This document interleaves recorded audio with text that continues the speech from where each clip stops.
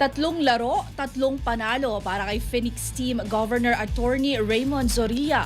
Nagbibigay na agad ng bunga ang pagkuha nila kay Gian Mamuyak. Ang ibang detalye alamin sa eksklusibong pag-abante ni Zeus Valdez. Sports Now Exclusive.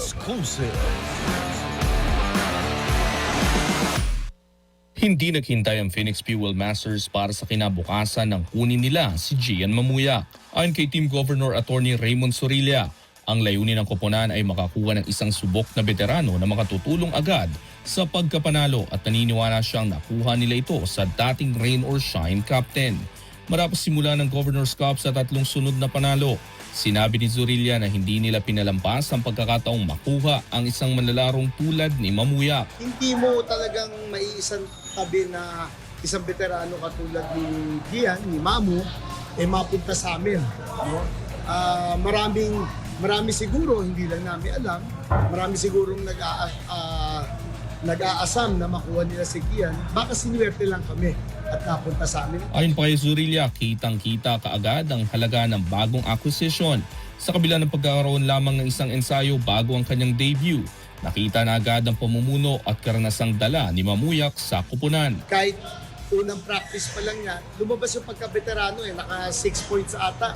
May back-to-back siya nung humahabol yung kalaban natin at nagbigay ng cushion.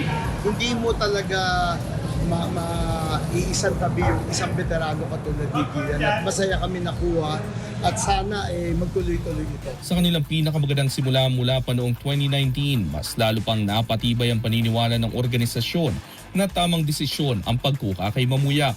At hindi rin isinara ni Zorilla ang posibilidad na bigyan ito ng pangmatagalang kontrata kung magpapatuloy ang magandang samahan ng magkabilang panig.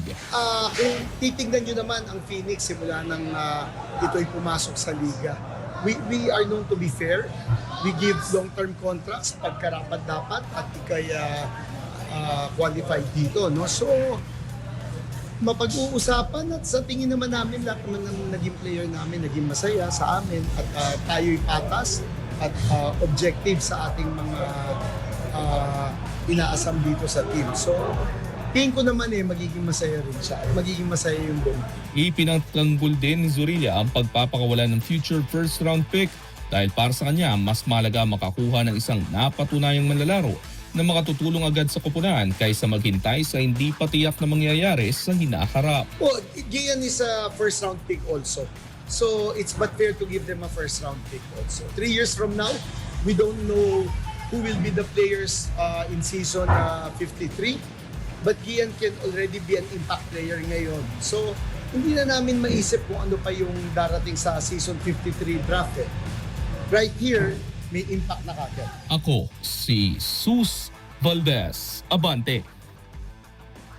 Manatiling nakatutok sa Abante, sundan kami sa aming mga social media accounts at huwag kalimutang mag-subscribe sa aming YouTube channel, DWAR Abante Radio, para sa mga eksklusibong balita.